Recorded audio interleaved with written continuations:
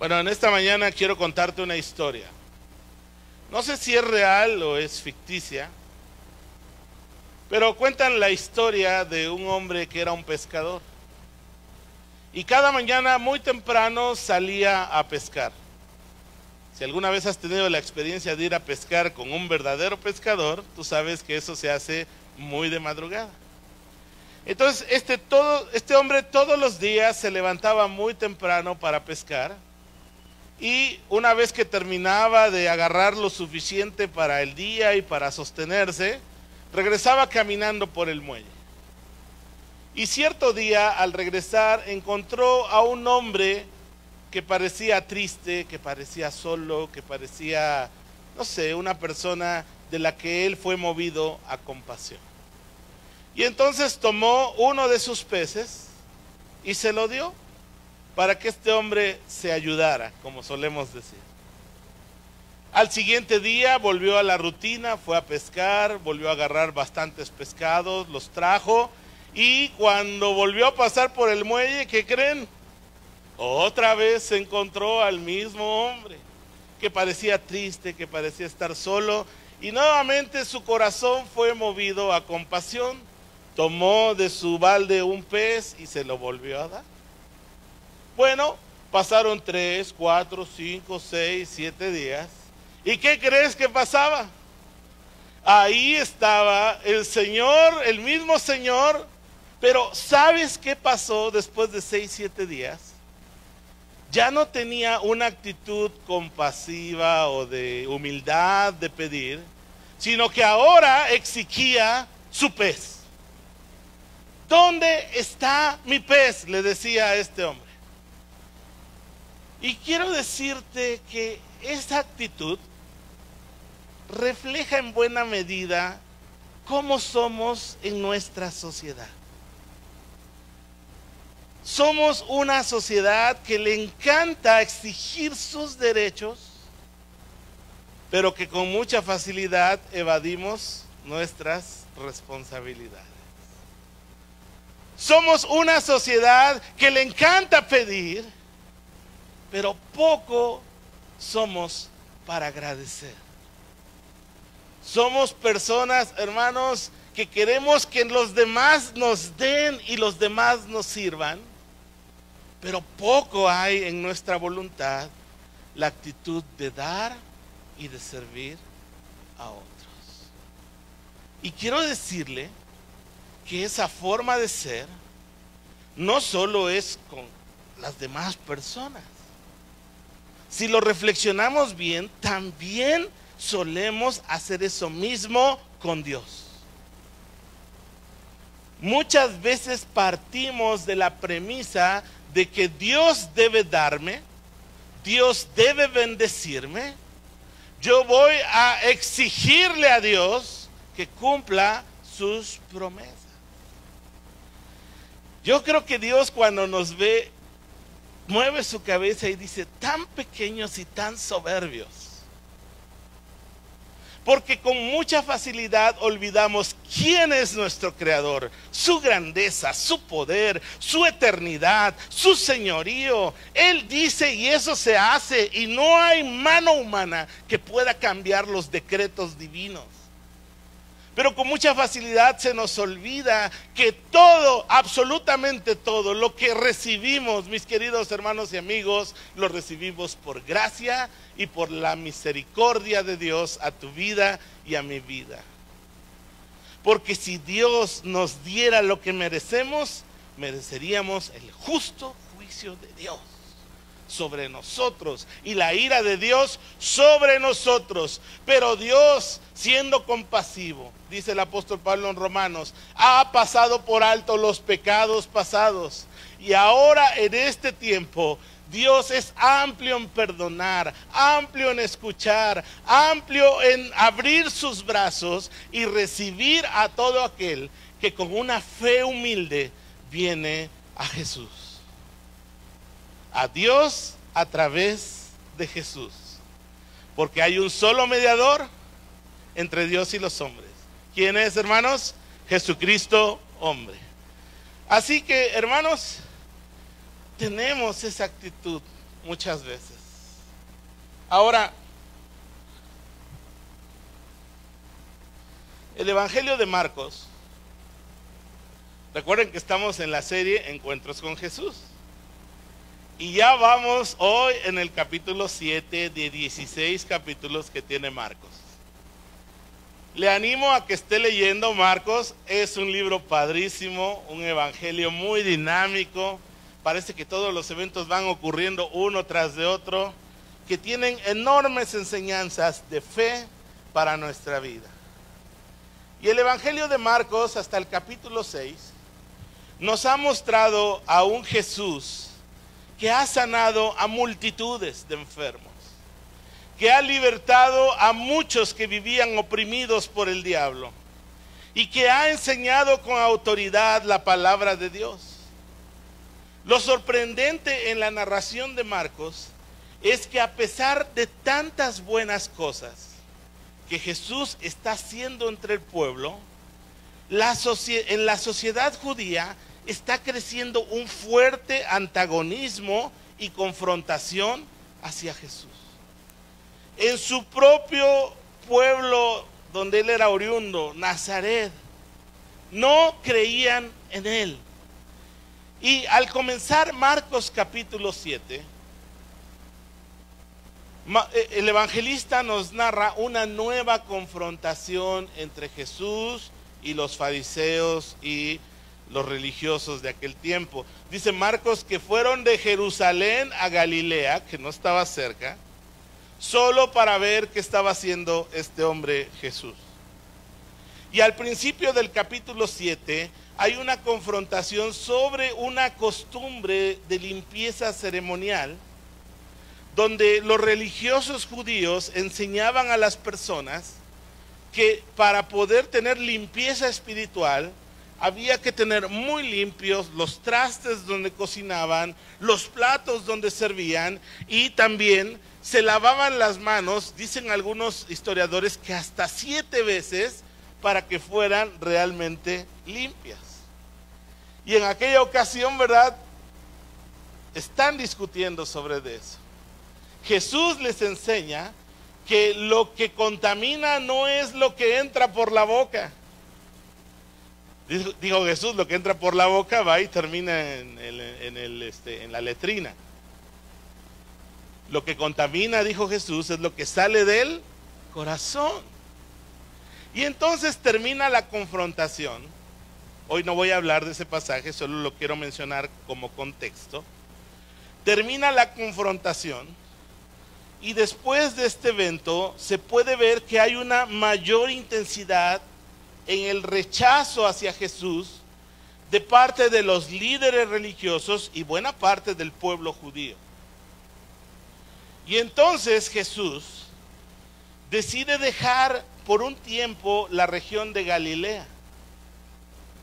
Y él se movió a una región que está más o menos 60 kilómetros al noroeste, a la región donde estaban las ciudades de Tiro y de Sidón. Ahora, yo al principio, cuando comencé a leer este pasaje, uno hace su investigación, está haciendo uno su trabajo sobre el texto bíblico. Yo decía, a lo mejor Jesús se fue a descansar, ¿verdad? Porque eso es lo que cualquiera de nosotros haríamos en una situación así. Sin embargo, en uno de los de mis documentos de apoyo, encontré que esta región era bastante hostil hacia los judíos. La región de Tiro y de Sidón era una región completamente gentil. Seguramente se hablaba el griego en esa zona. Y Jesús fue a este lugar. Incluso el historiador Flavio Josefo dice que esta región era especialmente antagonista hacia los judíos. Y entonces Jesús sale de una confrontación. ¿Y a dónde se fue? Se fue a una región, a Tiro y a Sidón, que todavía era más antagonista. Dice Flavio Josefo, es la región con más mala voluntad hacia los judíos. Pero Jesús tiene un propósito. Jesús quiere enseñarnos a nosotros Marcos, a través de una historia, cómo Dios quiere que nosotros no perdamos la fe. Vamos a leer Marcos capítulo 7, por favor. Marcos capítulo 7, versículos del 24. Solo vamos a leer del 24 al 26 en este momento. Marcos capítulo 7.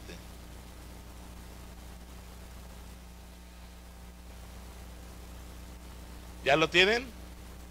Voy a leer en Nueva Traducción Viviente. Marcos capítulo 7, versículos del 24 al 26.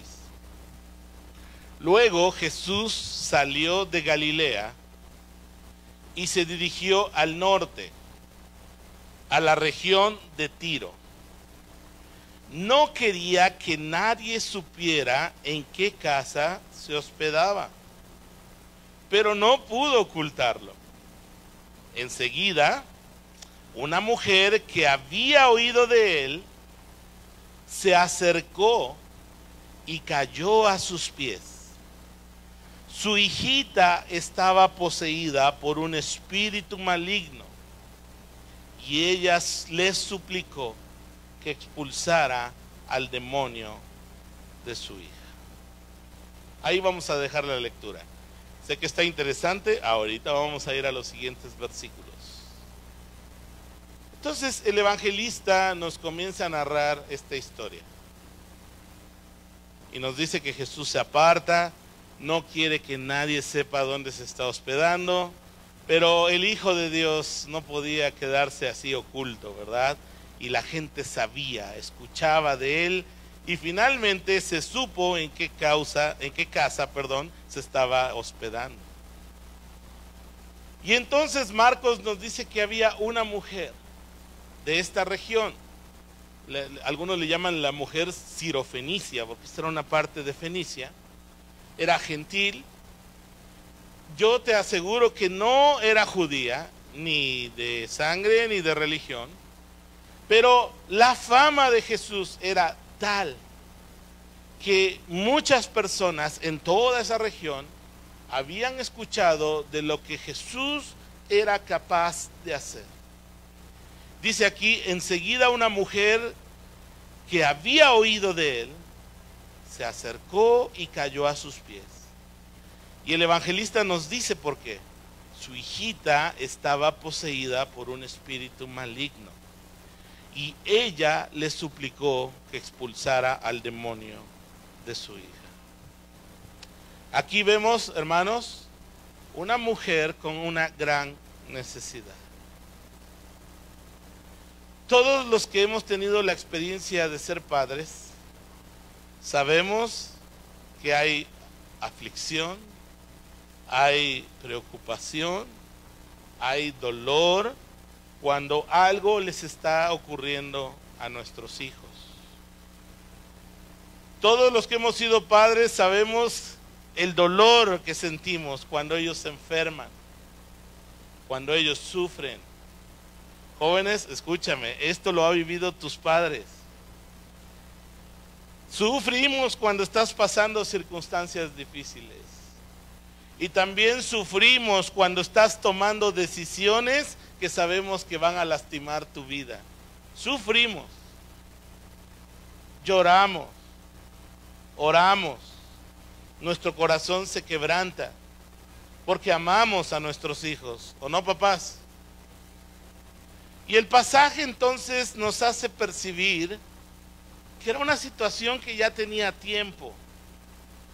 Seguramente esta mujer y su familia habían intentado ya otras cosas para aliviar este dolor, esta situación en la vida de esta hijita. Lo traduce el texto aquí en Nueva Traducción Viviente. Hermanos, de aquí lo que podemos aprender es que las grandes necesidades también se convierten en grandes oportunidades para acercarnos a Dios. Las grandes necesidades son grandes oportunidades para acercarnos a Dios. Y la necesidad de esta mujer era tan grande que al escuchar que el famoso rabí judío llamado Jesús estaba en la zona por donde ella vivía, ella doblegó su orgullo y prejuicio cultural y se fue a verlo. Y el texto nos dice que se acercó, cayó a sus pies, se postró a sus pies y le suplicó. Y aquí hay una lección para nosotros, hermanos, amigos. Dejemos a un lado la arrogancia y acerquémonos a Dios con un corazón humilde. Dejemos a un lado esa arrogancia natural en nosotros los seres humanos y acerquémonos a Dios como Él quiere que nos acerquemos, con un corazón humilde. En el Salmo 51, si quieres buscarlo por favor en tu Biblia, versículos 16 y 17. El rey David, autor de este salmo, conocido como un salmo penitencial, nos describe, inspirado por el Espíritu Santo, cuál es la actitud que una persona debe tener cuando se acerca a Dios.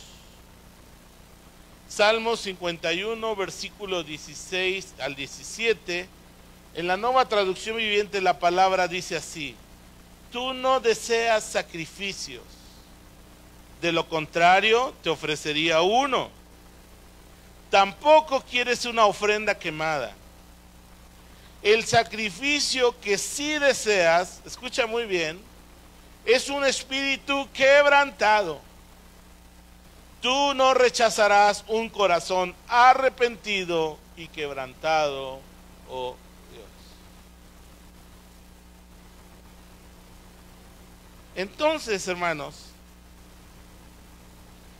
la actitud correcta de nuestro corazón para acercarnos a Dios tiene que ser una actitud de un corazón quebrantado, de un corazón arrepentido, de un corazón que reconoce quién es Dios y que Él es santo y quiénes somos nosotros que somos pecadores.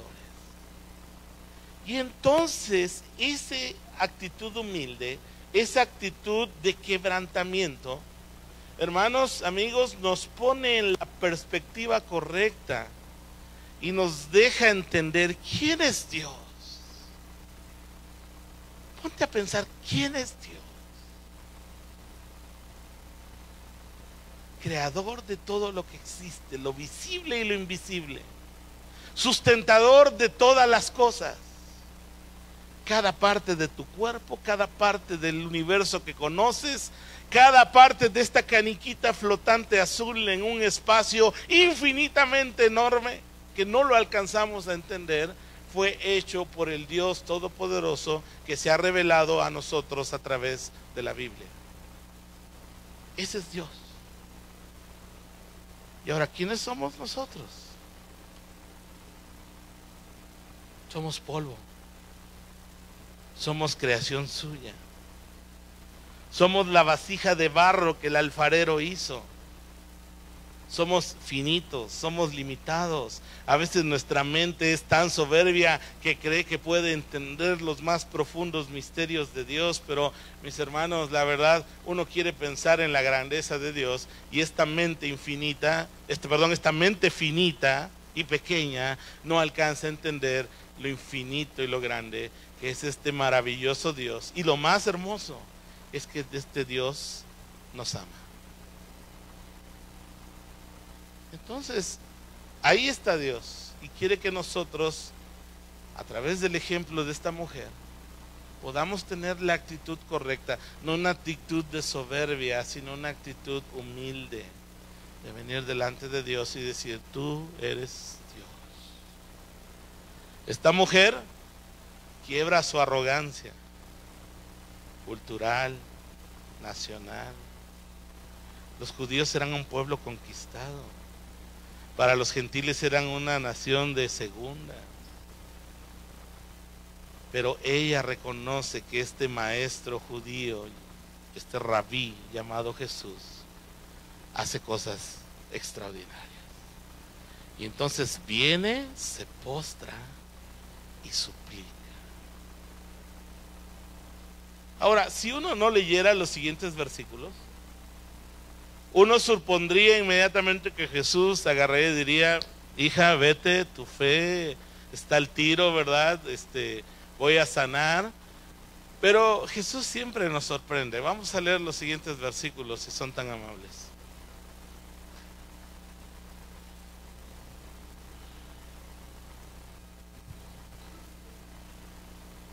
Voy a versículo 26, por favor, 27. Dice lo siguiente, Marcos capítulo 7. Como la mujer no era judía, sino nacida en la región de Fenicia, que está en Siria, Jesús le dijo: primero debo alimentar a los hijos, a mi propia familia, los judíos. No está bien tomar la comida de los hijos y arrojársela a los perros. Sí, eso dijo Jesús. No sé a usted, pero a mí me sorprende esta respuesta de Jesús. Pareciera que es indiferente, que está lejano, ¿no?, al sufrimiento de esa mujer. Incluso la narración paralela de esta historia en Mateo capítulo 15 nos dice que Jesús en un principio no le contestó ni una sola palabra.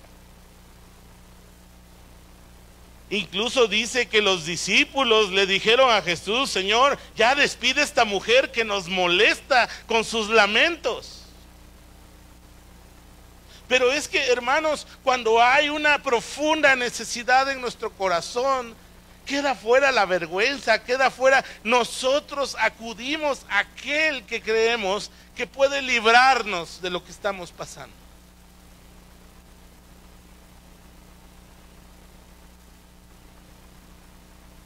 Ahora, ¿era Jesús indiferente? Bueno, yo te diría que no. Ahorita vamos a ver más adelante lo que Jesús hace.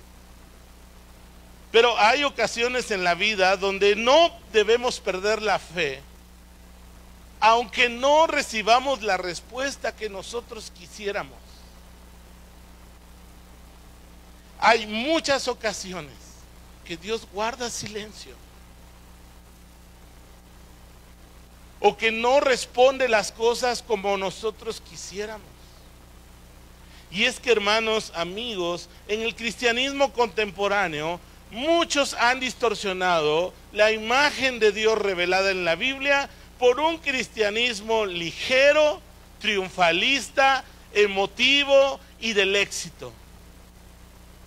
Y entonces, cuando nosotros llevamos una imagen equivocada de quién es Dios y lo que Él puede, pero que a veces no quiere hacer, nuestra fe se simbra. Y entonces, a veces muchas personas se resienten con Dios y se enojan con Dios y sufren una confusión espiritual porque las cosas no han salido como ellos quieren. Pero no es problema de Dios. Ahorita vamos a ver en algunos pasajes. Es que nosotros, lamentablemente, nos hemos formado un concepto que no es el concepto revelado en el Dios de la Biblia. Por supuesto que Dios es un Padre amoroso. Por supuesto que Él es protector fuerte. Por supuesto que Él es proveedor. Pero Dios, hermanos, en su sabiduría infinita, Él ve mucho más de lo que tú y yo podemos ver. Nosotros muchas veces estamos en medio del bosque y solo vemos un árbol y nos quedamos enfocados en ese árbol, pero Dios ve el bosque completo.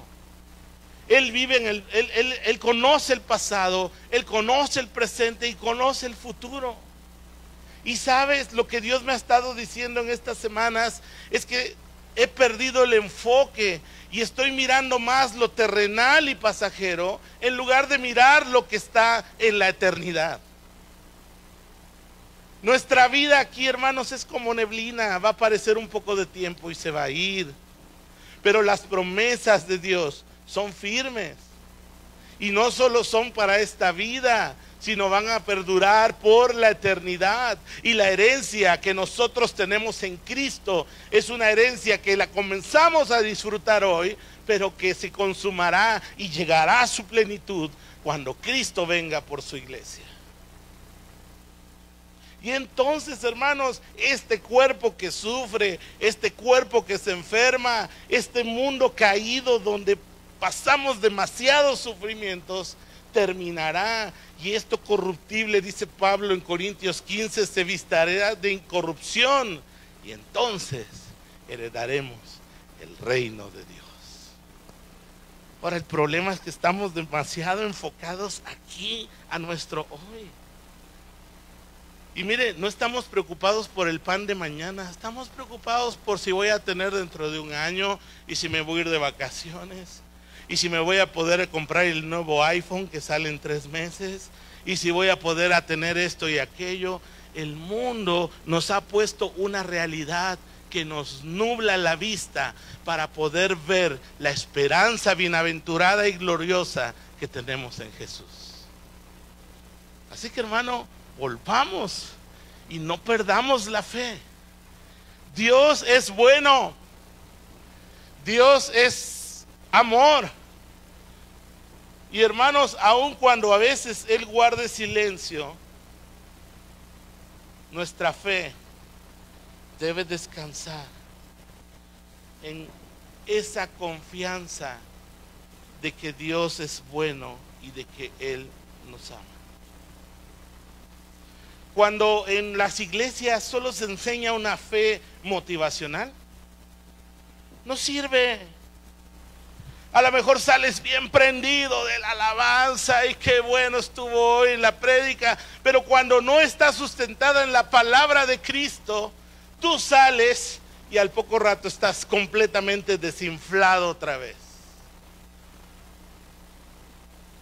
Por eso queremos que te aferres a Cristo, que ancles tu vida en Cristo. No es tu pastor, no es el conferencista Fifiris Nice, no es el elocuente, es Jesucristo, la roca que es perfecta. Y en Él está nuestra esperanza. Amén. Por eso Pablo puede escribir en Romanos 8:28, y sabemos que Dios hace que todas las cosas cooperen para bien de los que aman y son llamados según el propósito que Él tiene para ellos. Sabemos que Dios hace que todas las cosas cooperen para el bien de los que lo aman y son llamados según el propósito que Él tiene para ellos. Cuando Dios responde nuestra oración, sin duda nuestra fe crece, tiene un sentido de esperanza. Pero cuando Dios guarda silencio, hermanos, o no nos responde como nosotros queremos, ese es el momento cuando debemos ejercitar nuestra confianza. Debemos aferrarnos a sus promesas y descansar en Él. Y Pablo, cuando escribió esto, él sufrió por la fe. Incluso él murió decapitado, dice la tradición.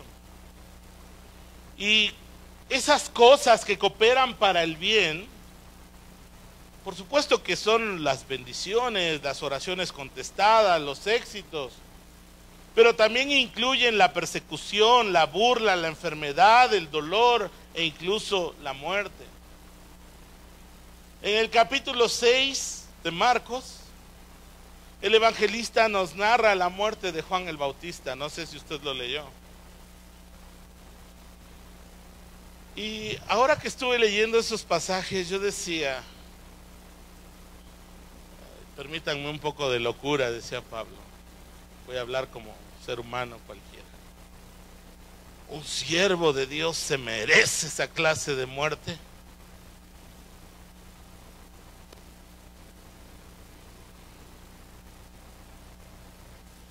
¿Qué piensa? Bueno, todo depende de tu fe. ¿Dónde está tu fe?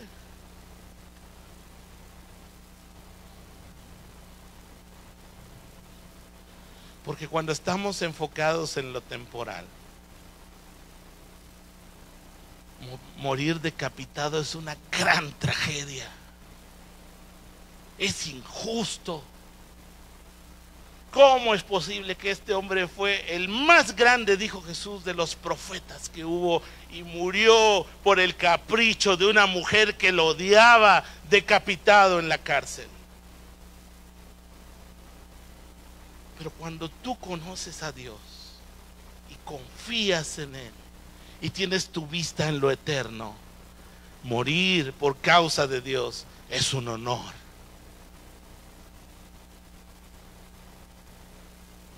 Hebreos 11 nos da una lista de héroes de la fe que el mundo no los merecía, dice el autor de Hebreos. Y todos ellos conocían a Dios y lo amaban y le eran leales. Y el día que la mayoría de ellos tuvo que sellar con su sangre su testimonio, lo hicieron con honor.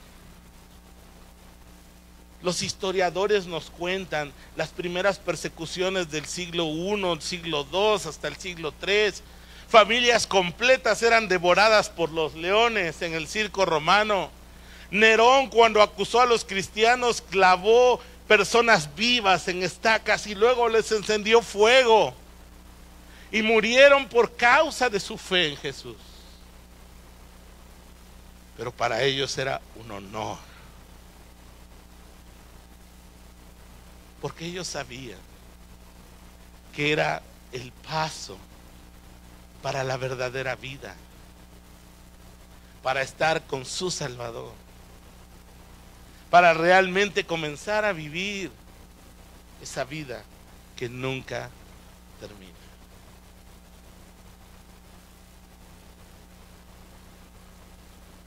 Pero nosotros muchas veces estamos aferrados al hoy, a esta carne, a este mundo, a este cuerpo. Que el Señor nos dé la fe para poder mirar mucho más allá. ¿Qué pasa cuando Dios no te da la respuesta que tú quieres? Honestamente, la mayoría de nosotros nos desanimamos, nos desinflamos, nos enojamos con Dios.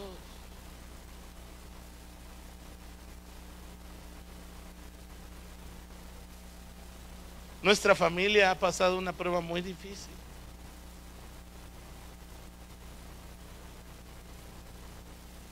Y todos estos sentimientos que yo te platico,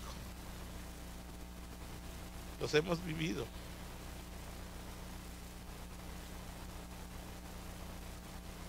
Pero confiamos en Dios.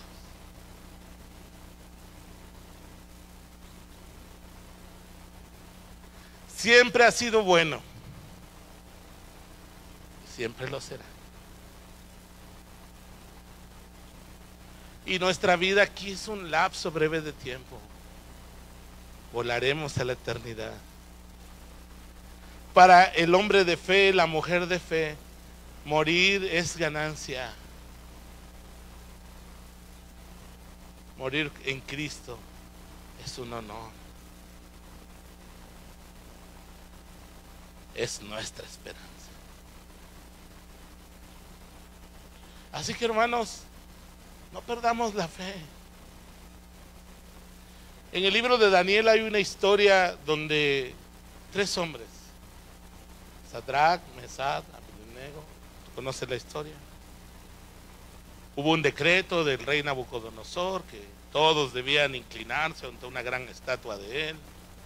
Un ego muy grande, ¿verdad? Como la mayoría de gobernantes de este mundo.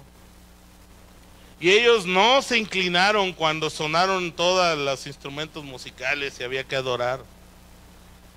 Y el rey Nabucodonosor, ¿se acuerdan? Les dio chance y les dijo, bueno, pues vamos a darles una segunda oportunidad. Y a mí me asombra lo que estos hombres contestaron. Rey, el Dios a quien servimos puede librarnos de tu mano y nos librará. Pero si no, sepas, oh rey, que no adoraremos a otro Dios. Eso es fe. Dios, muchas de mis oraciones y de tus oraciones seguramente las ha contestado positivamente, favorablemente. Pero también habrá algunas oraciones que no será así. No pierdas la fe. Es momento de confiar en Dios y descansar en que en la cruz del Calvario Él mostró su amor para con nosotros, en que siendo pecadores, Cristo murió por nosotros. Entonces, hermanos, la mujer sirofenicia recibe una respuesta que pues no esperaba.